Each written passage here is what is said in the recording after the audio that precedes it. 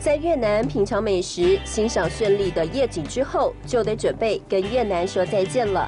最后一天的越南之旅，我打算要花光我身上的越南盾，买纪念品、带钻 vodka， 因为越南的市场超级好逛，吃的、喝的、用的、穿的都可以在这里买得到。你第一做安東市場啊，樓下有賣色的。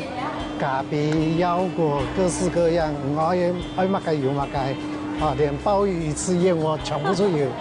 柳當有山夫，有木工藝品、雕刻藝品，啊，越南的特產都在邊全部請到。有紀念品嗎？有呢，當然有。客家人，啊，潮州人、廣東人、福建人，在這邊都在那邊做生意就。全部都在那邊做生意。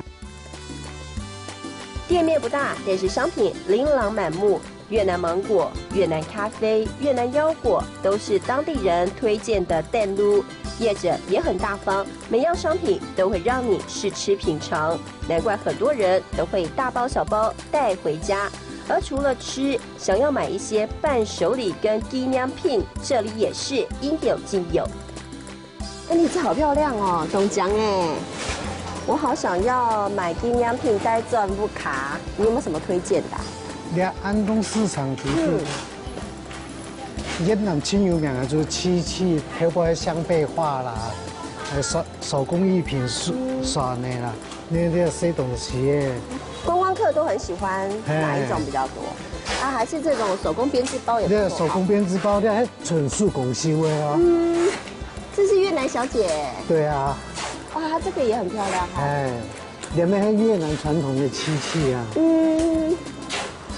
那都懂講。對。越南檳城市場、安東市場都有紀念品，所以許多觀光客朝聖。而我的越南之旅接近尾聲，這幾天在客家人 Andy 哥的熱情招呼之下，讓我感受到越南的文化底蘊，欣賞到越南獨有的法式風情，也走了一趟老屋改建的咖啡店。 東方小巴黎的浪漫充實了我的輕旅行。